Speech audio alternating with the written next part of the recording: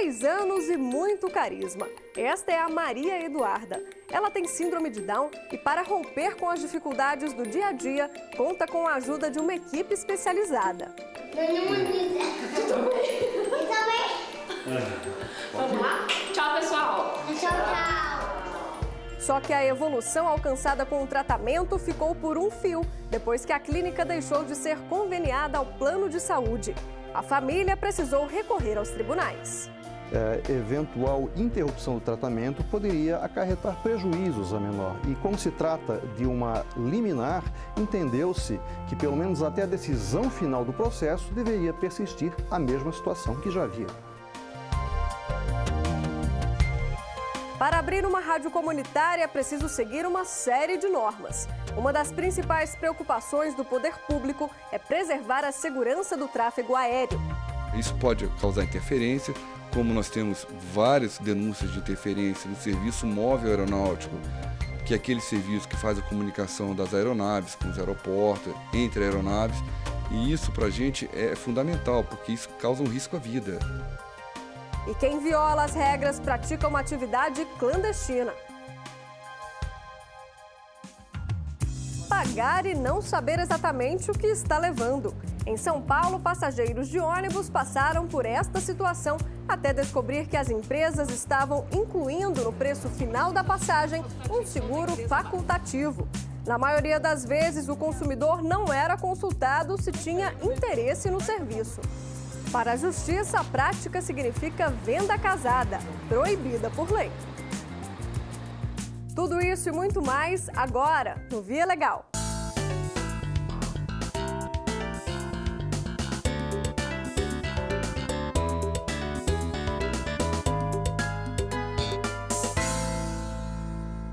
Interromper um tratamento de saúde ou mudar o profissional que já cuida de um caso específico pode representar um retrocesso na evolução do quadro de saúde do paciente. Foi com esse pensamento que uma família do sul do país decidiu lutar na justiça para continuar a terapia da filha, que tem síndrome de Down. Há 2 anos, ela conta com a ajuda de uma equipe especializada, mas a clínica foi descredenciada do plano.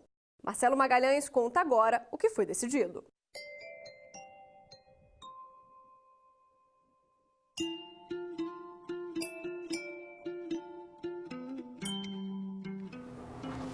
E aí, baixinha? Vamos brincar? Como resistir aos encantos dessa garotinha? O que a Duda mais gosta de brincar? De montar. De montar? Quebra-cabeça. A Duda Na gosta cabeça. E é assim, passo a passo, que ela vai superando barreiras. Brincamos Legal. bastante? Sentença. Maria Eduarda nasceu com síndrome de Down, um transtorno genético provocado pela presença de um cromossomo a mais, que afeta características físicas e cognitivas da criança. Tu gostou? Fez teus trabalhinhos direitinho lá com a mamãe? Sim. Sim. Militar da reserva, o pai de Maria Eduarda conseguiu tratamento médico gratuito nessa clínica, conveniada com as Forças Armadas. Um tratamento caro, em torno de R$ 1.500, se fosse fazer todas as clínicas, as terapias, com 2 ou 3 profissionais diferentes, que seria fonoaudiologia, psicopedagogia, terapia ocupacional. 4 vezes por semana, a menina visita a equipe que trabalha na clínica. Acompanhamento que é feito há mais de 2 anos. Vamos lá? Tchau, pessoal! Tchau, tchau! As sessões começam com a fonoaudióloga. Sapo. Sapo. A ideia é poder promover pistas articulatórias para que a Eduarda, no momento de se comunicar pela fala, consiga ter mais clareza nessa expressão. E isso facilita a integração com os colegas, facilita a inserção dela no futuro mundo de trabalho quando ela crescer e a importância também dela se colocar nas questões de opinião, né? Se marcar na vida. E depois continuam com a psicopedagoga. Te lembra que é o jogo das pedrinhas? Sim. Olha!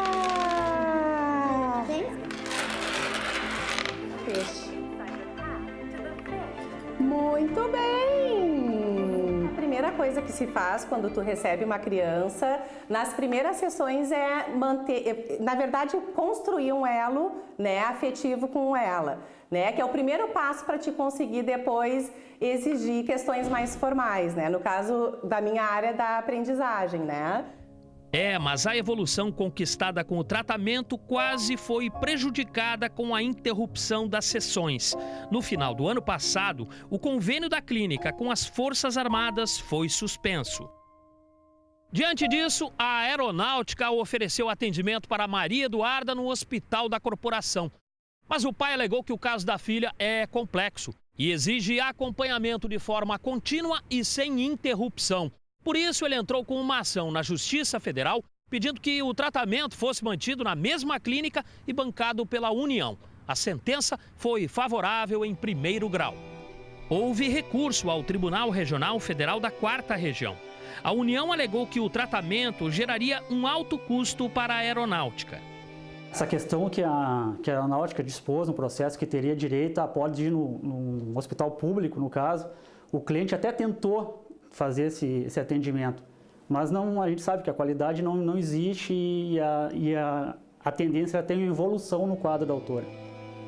Embora a Aeronáutica não tenha se negado a oferecer assistência, os desembargadores entenderam que uma possível troca da equipe terapêutica poderia colocar em risco o tratamento da menina.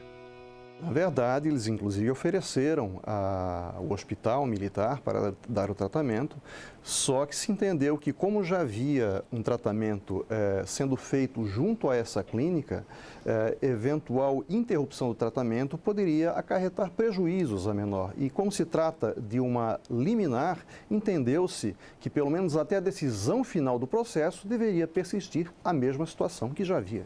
Argumento que é reforçado por uma das profissionais que atende Maria Eduarda.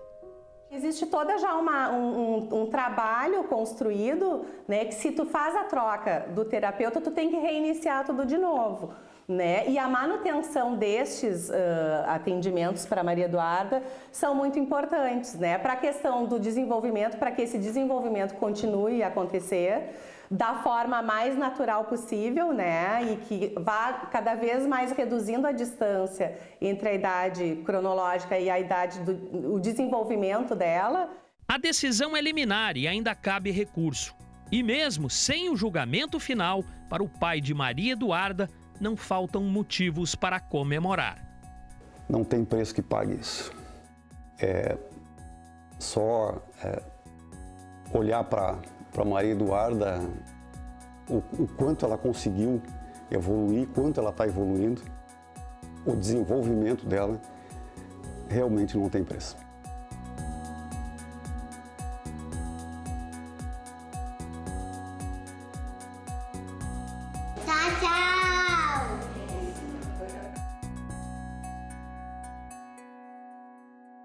No Recife, uma decisão também trouxe alívio para uma família que dependia de um equipamento específico para dar mais qualidade de vida à filha. A criança sofre de um distúrbio conhecido como disfagia e só consegue se alimentar com a ajuda de um aparelho. Relembre. Carol tem 2 anos e não para quieta um minuto. Ela dança, muda os canais da TV e se diverte com a irmã. Quem vê tanta energia nem imagina que há bem pouco tempo ela quase perdeu a vida. Ela nasceu com 975 gramas, 26 centímetros e meio. Com 11 dias ela precisou fazer a primeira cirurgia cardíaca. Com 5 meses fez a segunda. Foi uma cirurgia de quase 8 horas, com circulação extracorpórea. Foram momentos bem difíceis. Foi, no total, mais de 1 ano de UTI, mas a gente está aí contando história. Além dessas complicações, Carol passou a ter dificuldades para se alimentar e não conseguia ganhar peso. Foi quando os médicos descobriram que a menina apresentava os primeiros sintomas de um distúrbio, conhecido como disfagia. Para evitar que o problema se agravasse, uma sonda foi colocada diretamente no estômago dela. Mas, com 3 meses de uso, ela teve uma infecção generalizada. Diante da situação, o médico de Carol decidiu colocar no lugar esse bottom, que só é trocado uma vez por ano. É por aqui que ela se alimenta e toma os remédios, tudo com a ajuda de uma seringa. Foi muito mais confortável para ela, porque a sonda ela ficava assim pendurada, então a gente tinha que ficar prendendo no corpinho dela, de toda forma ficava fazendo algum tipo de pressão que dificultava, né, para ela. No caso de Carol, o bottom foi colocado em um hospital particular e os gastos cobertos pela família. Mas quem depende do Sistema Único de Saúde, a única opção de conviver com o distúrbio é usando a sonda. E nesse caso, o risco de infecção é muito maior. Por isso, a mãe de uma criança do Recife decidiu entrar com uma ação na Justiça Federal pedindo que a União fornecesse o bottom à filha de apenas 3 anos, que também tem disfagia. Então, nesse caso, o que o próprio médico que acompanhava a criança indicou era um equipamento, esse bottom, que a durabilidade dele era de no mínimo 1 ano. Então, uma troca que ao invés de ser trimestral, ela é anual, possibilita a paciente muito além do conforto, possibilita ela uma vida mais digna, ela e a mãe que acompanha a criança. No processo, a União alegou que a responsabilidade pela compra do equipamento era do estado de Pernambuco. Já o governo de Pernambuco afirmou não existir comprovação de que o equipamento é a única alternativa para o problema. Mas não teve jeito. O bottom poder ser mantido por até 1 ano, isso por si só diminuiria riscos de infecções, riscos de contaminação no momento das trocas. Além disso, o bottom teria alguns ganhos adicionais. Há uma diminuição do risco de vazamentos e perdas de materiais, o que também pode levar a uma diminuição desse risco de contaminação ou de infecções. A troca de um pelo outro, portanto, não seria apenas uma questão estética, do bottom ser uma peça menor, mais discreta, mas, sobretudo, uma questão também ligada à preservação da saúde, à preservação da integridade física da menor. A determinação é que a União e o Estado de Pernambuco forneçam um bottom e que seja substituído sempre que necessário.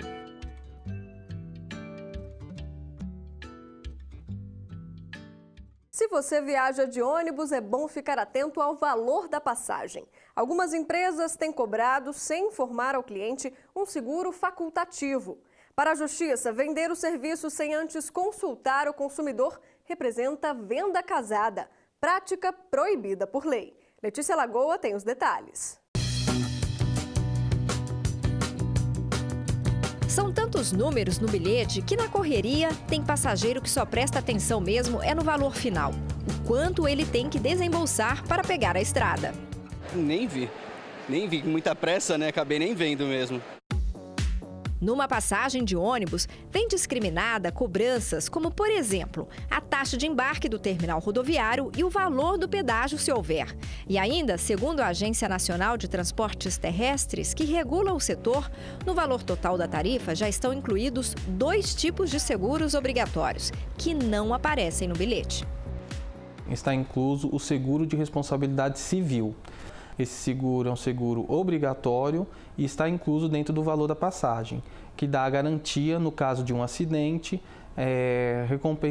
compensação para os passageiros. Além disso, os passageiros têm direito ao DPVAT, que não é um seguro regulado pela NTT, e sim para o veículo. Mas como todo veículo paga quando faz a sua renovação do certificado veicular, ele paga já esse seguro, que também é um seguro obrigatório, e os passageiros também têm direito a esse seguro.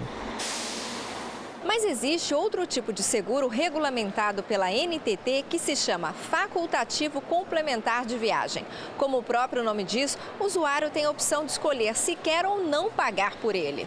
O problema é que até hoje, por falta de informação, a maioria dos passageiros não sabe do que se trata e nem para que serve o benefício. Pergunta nada pra gente, não pergunta nada. Aí a gente continua desinformado, né? Nós continuamos desinformados. Realmente eu não sei para que serve isso daí e se no caso acontecer alguma coisa, qual que é o tipo aí, o procedimento, como que faz o resgate, isso daí. Qual que é o valor da cobertura, isso daí não é passado, só se com seguro ou sem seguro. Essa falta de esclarecimento chamou a atenção do Ministério Público, que entrou com uma ação civil denunciando empresas de ônibus que operam nos terminais rodoviários de São Paulo. Segundo os procuradores, as companhias estavam oferecendo seguro facultativo incluído no valor da passagem, sem que o consumidor soubesse da cobrança, sendo que o obrigatório oferece praticamente as mesmas coberturas.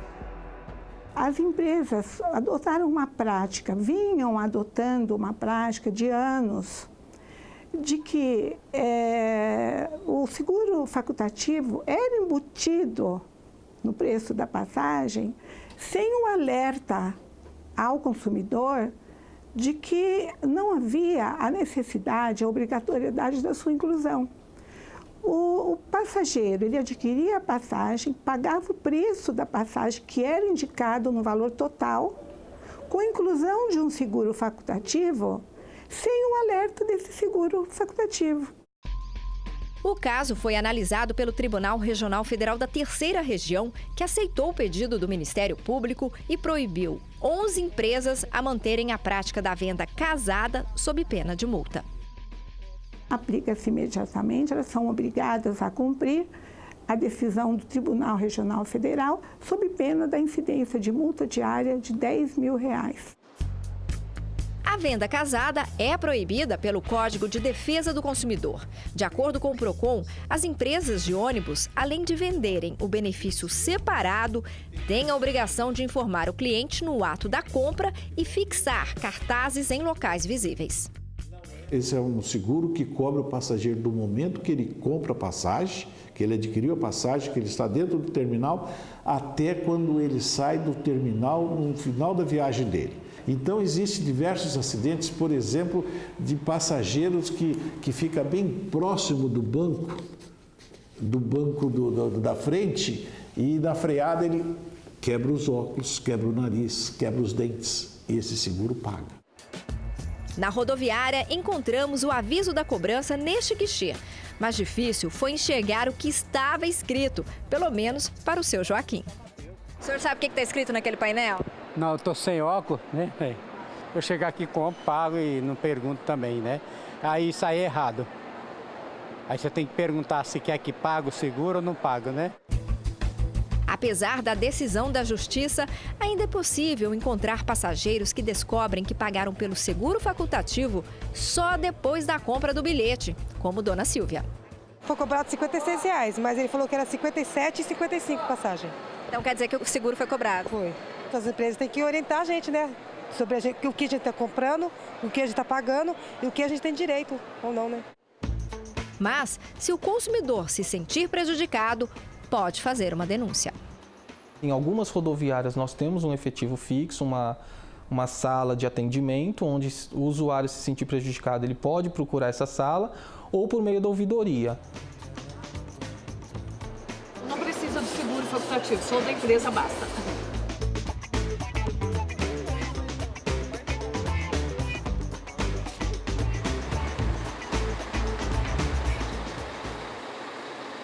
Quem também pagava por um serviço sem saber que poderia tê-lo de graça eram os aposentados de um município do Rio de Janeiro. Muitos eram enganados por advogados que se aproveitavam da falta de informação dos idosos. Eles não sabiam que não era preciso contratar um profissional para recorrer de uma negativa do INSS. Reveja agora um flagrante feito em frente à Agência da Previdência do Estado. Por falta de informação, muitos idosos são coagidos a contratar advogados para dar entrada nos pedidos de benefícios. Estas imagens foram gravadas na porta da Agência da Previdência, em Duque de Caxias, na Baixada Fluminense. Aqui, as pessoas distribuem folhetos de escritórios de advocacia. Uma dessas propagandas chegou às mãos de um gerente do INSS, que decidiu denunciar a prática. O texto dizia: deseja se aposentar? Seu pagamento foi suspenso? Conheça seus direitos. Fale com quem resolve. Mais de 25 anos de experiência. No entendimento da Previdência, o folheto induziu o cidadão a acreditar que só seria possível ter informações e acesso a benefícios caso procurasse os serviços oferecidos no endereço citado. As pessoas precisam entender de que se ela parte por um lado de pessoas que não são os técnicos que estão capacitados a fazerem aquela concessão, ela procura um atravessador, né, o famoso catador de papel, que é aquele cara que te entrega o panfleto e te alicia na porta da agência. No final da história, ela é que vai ser a maior prejudicada. O INSS entrou com uma ação civil pública na Justiça Federal contra as 2 advogadas que eram responsáveis pelo escritório. Tanto em primeira quanto em segunda instâncias, as profissionais foram condenadas por exploração econômica de serviços públicos previdenciários. A Justiça entendeu que foram violados, ao mesmo tempo, dispositivos da Constituição Federal, do Código de Defesa do Consumidor e regras de publicidade definidas pela Ordem dos Advogados do Brasil. Cada uma terá de pagar R$ 3.000 de indenização ao Instituto. Além disso, foram obrigadas a distribuir por um ano panfletos com a seguinte mensagem: o acesso à Previdência Social é público e gratuito. Ligue 135 ou acesse o site mps.gov.br. Em alguns lugares, as rádios comunitárias feitas pelos próprios moradores são usadas para levar informação, cultura e lazer para a comunidade local. Só que para ter uma frequência é necessário se regularizar junto aos órgãos competentes e atender a uma série de exigências. Uma delas é não usar a rádio para obter lucro. Quem descumpre a regra pratica uma atividade clandestina. No interior da Bahia, um homem foi denunciado porque, além de não ter autorização, usava a rádio com fins comerciais. Ele é completamente apaixonado pela atividade de rádio amador. Roberto faz parte da Rede Nacional de Emergência de Radioamadores há quase 30 anos. A rede conta hoje com 8.000 integrantes e auxilia os bombeiros e a Defesa Civil em casos de desastre, situação de emergência ou calamidade pública, principalmente quando os meios de comunicação são afetados, como aconteceu no dia 11 de setembro de 2001. O ataque terrorista às Torres Gêmeas nos Estados Unidos parou o país e o mundo.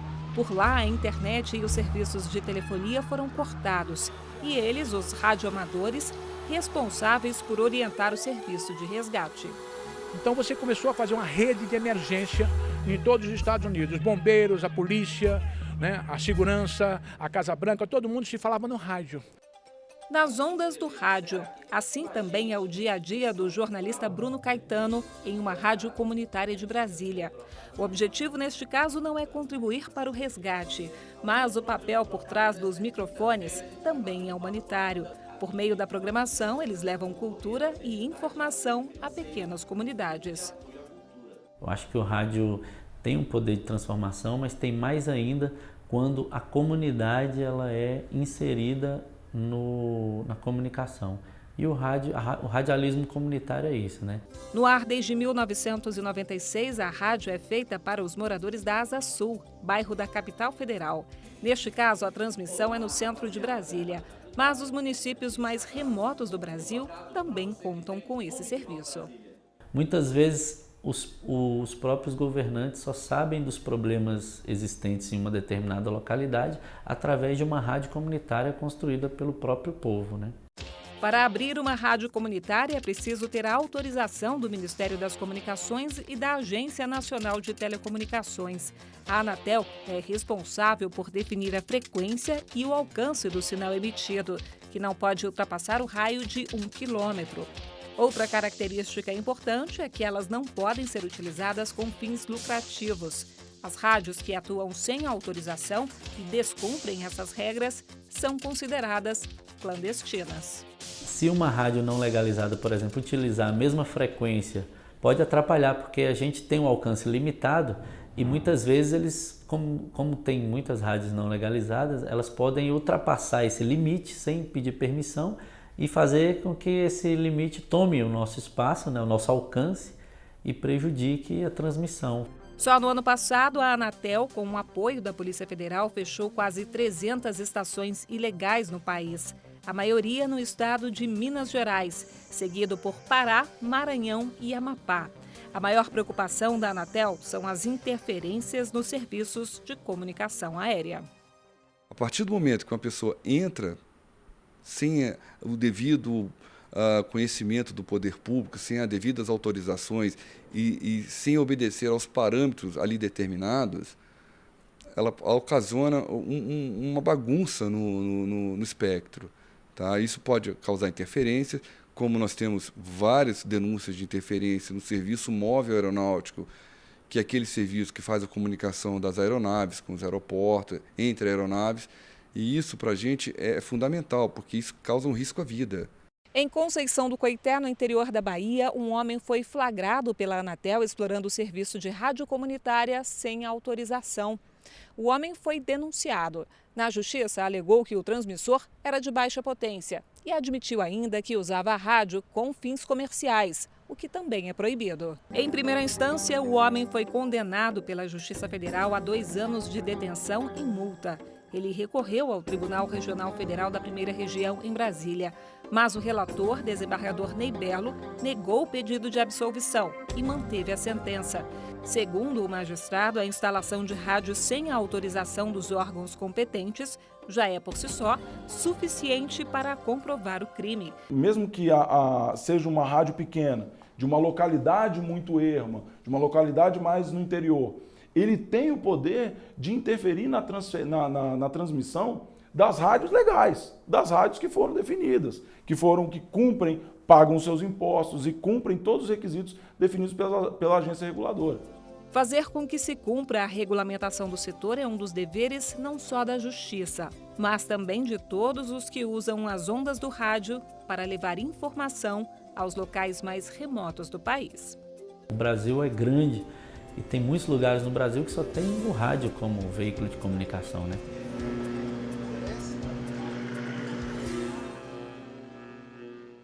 O nosso programa chega ao fim, a gente fica por aqui, mas na semana que vem tem mais decisões inéditas da Justiça Federal para você. Não esqueça de acompanhar nosso programa pelas redes sociais.